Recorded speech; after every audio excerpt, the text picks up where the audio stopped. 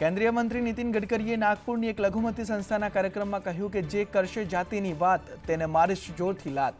ગડકરીએ ચૂંટણી પ્રચારની વાત યાદ કરી કહ્યું કે 50,000 લોકો વચ્ચે મેં આ વાત કરી હતી.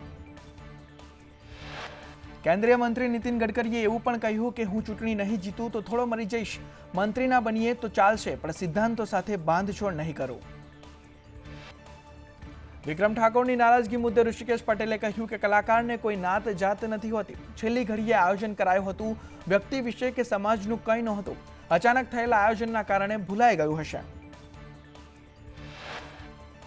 અમીરગઢના ધનપુરા ખાતે ઠાકોર સમાજ દ્વારા વિરોધ દર્શાવવામાં આવ્યો. વિક્રમ ઠાકોરને આમંત્રણ આપવામાં ન આવતા ઠાકોર સમાજમાં ઘેરા પ્રત્યાઘાતો પડ્યા. ઠાકોર સમાજના આગેવાનોએ વિધાનસભાના અધ્યક્ષ અને ભાજપ પર આક્ષેપો કરી રસ્તા બ્લોક કર્યા. ભાજપ તેરી તાનાશાહી નહીં ચલેગી જેવા સૂત્રોચ્ચાર કરી દેખાવ કરવામાં આવ્યો. બનાસકાંઠાના સાંસદ ગેનીબેન ઠાકોરે મુખ્યમંત્રીને પત્ર લખ્યો. કહ્યું પ્રમાણિક અને નિષ્ઠાવાન મહિલા એસપીની નિમણૂક કરવામાં આવે.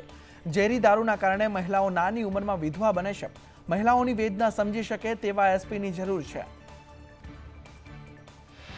રાજકોટ જિલ્લા ભાજપમાં આંતરિક જૂથવાદ ચરમસીમાએ. મહામંત્રી રવિ માકડિયાએ નગરપાલિકાઓની ચૂંટણીમાં પૈસા લઈ ટિકિટ આપતા હોવાનો નનામો લેટર વાયરલ કર્યો. મહામંત્રી રવિ માકડિયા પક્ષમાં રહી પક્ષ વિરોધી પ્રવૃત્તિ કરતા હોવાનો આક્ષેપ. ઉપલેટા પક્ષના હોદ્દેદારો પર જો હુકમીનો આક્ષેપ લગાવવામાં આવ્યો. હાઈકમાન્ડ મહામંત્રી સામે કાર્યવાહી કરે તેવી માંગ ઉઠી.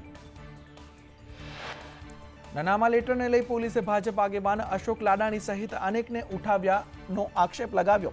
રવિ માકડિયા સામે અવાજ ઉઠાવનારાઓએ પોલીસને ટોર્ચર કર્યાનો પણ આક્ષેપ ઉઠ્યો.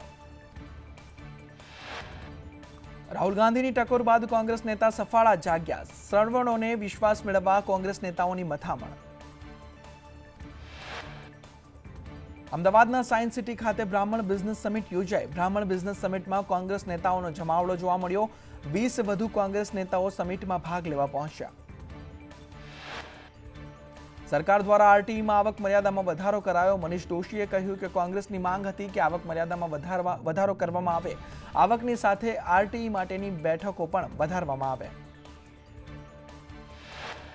રાજકોટમાં રાજકુમારના પિતાના 2 વિડીયો સામે આવ્યા. જાટ સમાજના લોકો પાસે પિતાએ મદદ માંગી.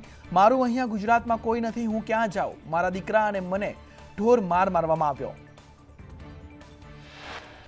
રાજકુમારના પિતાએ જયરાજસિંહના બંગલામાં તમામ સીસીટીવી જાહેર કરવા માંગ કરી. સીસીટીવીમાં દેખાશે મારા દીકરાને કેટલો માર મારવામાં આવ્યો છે. અમારી ભૂલ શું હતી એ નથી સમજાતું મને.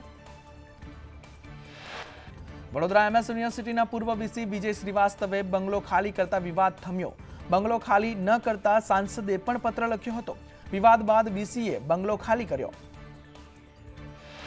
વલસાડ સિવિલ હોસ્પિટલમાં તબીબ ડીજેના તાલે ઝૂમ્યા. સાયલેન્ટ ઝોન હોવા છતાં ડીજેના તાલે ઝૂમ્યા.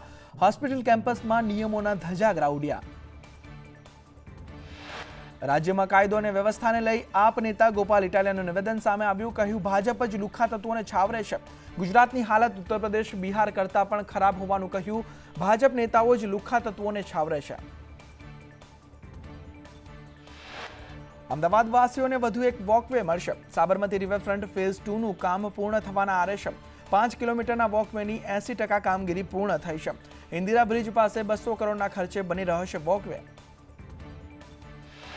જામકંડોરણાની ભાદર નદીમાં હજારોની સંખ્યામાં માછલીઓના મોત થયા. માછલીઓના મોતને લઈને લોકોમાં રોષ ભભૂક્યો. સ્થાનિકોએ કાર્યવાહીની માંગણી કરી. અમદાવાદની સાબરમતીને દૂષિત કરનારાની હવે ખેર નહીં. હાઈકોર્ટની ટકોર બાદ જીપીસીબી અને એએમસી એક્શનમાં આવ્યું. તંત્ર દ્વારા નદીના પાણીના સેમ્પલ લેવામાં આવ્યા છે. આદિવાસી ધારાસભ્ય ચૈતર વસાવાએ ઘરે ઘરે ફરી ઘેરૈયા બની ઘેર માંગ્યો. ધારાસભ્ય ગોસાઈ બનવાના કડક નિયમોનું પાલન કરી રહ્યા છે.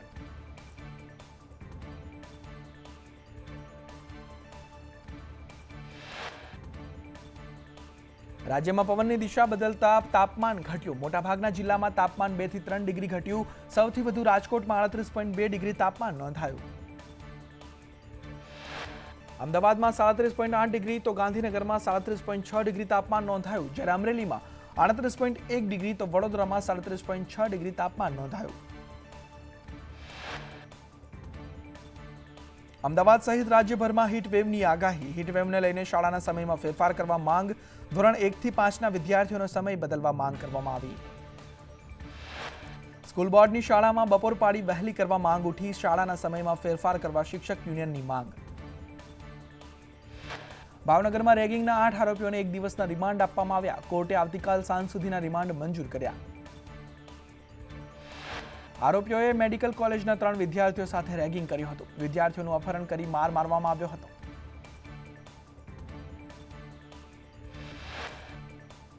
ભાવનગરના સિહોરમાં સગીરાને ભગાડનાર ઝડપાયો. સગીરાને પુખ્ત વયની બતાવનાર વકીલ પણ ઝડપાયો. આરોપી સુનિલ ઝીંઝુવાડિયા હાલ રિમાન્ડ પર છે. સુરેન્દ્રનગરના લખતરમાં જીઆરડી જવાન પર હુમલો થયો. ટ્રેક્ટરમાં બેસાડવાની ના પાડતા છારદ ગામના યુવાનોએ જીઆરડી જવાનને છરી મારી. મંગા બાવળિયા અને હકુબ દિવાન સામે ફરિયાદ નોંધાઈ. અમરેલીના રાજુલામાં આરોપીઓનું રિકન્સ્ટ્રક્શન કરવામાં આવ્યું. ધૂળેટીના દિવસે જાહેરમાં 2 જૂથ વચ્ચે બબાલ થઈ હતી. બાઇક સળગાવી પથ્થરમારો કરનાર 3ની ધરપકડ કરવામાં આવી. અન્ય 2 આરોપીઓ અમરેલીમાં સારવાર હેઠળ છે. મારામારી અને બાઇક સળગાવ્યું ત્યાં રિકન્સ્ટ્રક્શન કરવામાં આવ્યું. આરોપીઓ પાસે ઉઠક બેઠક કરાવી માફી મંગાવવામાં આવી. અમદાવાદના રામપુરામાં લોન ન આપવાના કારણે બેંકમાં તોડફોડ કરનાર ઝડપાયો. આરોપીને દેત્રોજ પોલીસે દબોચી લીધો. તોડફોડ બાદ મેનેજરને ધોકો મારી ઈજા પહોંચાડી હતી. રાજકોટમાં અગ્નિકાંડ બાદ પણ તંત્ર સુધરવા નથી માંગતું. શહેરની અનેક બિલ્ડિંગ બીયુ પરમિશન વગરની છે. રંગોલી પાર્કમાં ફાયર સેફટીનો અભાવ જોવા મળ્યો. વડોદરાના ડેસરમાં દિનેશ ચુનારા નામના યુવકની હત્યા કરાઈ. હત્યા કરી મૃતદેહને મહીસાગર નદીમાં ફેંકવામાં આવ્યો. પોલીસે તપાસ હાથ ધરી. અરવલ્લીના મેઘરજના છીટાદરામાં આગથી ભેંસ અને તેના બચ્ચાનું મોત નીપજ્યું. આગથી ઘરનો એક ભાગ બળીને ખાખ થયો. આગ પ્રસરતા ખેતરમાં ઘઉંનો પાક પણ બળી ગયો. અંકલેશ્વર નજીક નેશનલ હાઈવે 48 પર ચાલુ કારમાં આગ ભભૂકી. આમલાખાડી બ્રિજ પર કારમાં આગ લાગી. ચાલક સમય સૂચકતા વાપરી ઉતરી જતા બચાવ કરાયો. ભરૂચની દહેગામ ચોકડી નજીક ખાનગી બસમાં આગ લાગી. ભરૂચ દહેજ જતી કર્મચારીઓથી ભરેલી બસમાં આગ ભભૂકી. આગની ઘટનામાં સદનસીબે કોઈ જાનહાનિ નહીં. પંચમહાલ હાલોલ પાવાગઢ રોડ પર સ્ક્રેપના ગોડાઉનમાં આગ લાગી. ગોડાઉનમાં આગ લાગતા અફરાતફરીનો માહોલ સર્જાયો. ફાયર વિભાગે આગ પર કાબુ મેળવ્યો. અંકલેશ્વરના નોબલ માર્કેટમાં આગ લાગી. સ્ક્રેપના 8 ગોડાઉનમાં આગ લાગતા દોડધામ મચી. આગ લાગવાનું કારણ અકબંધ.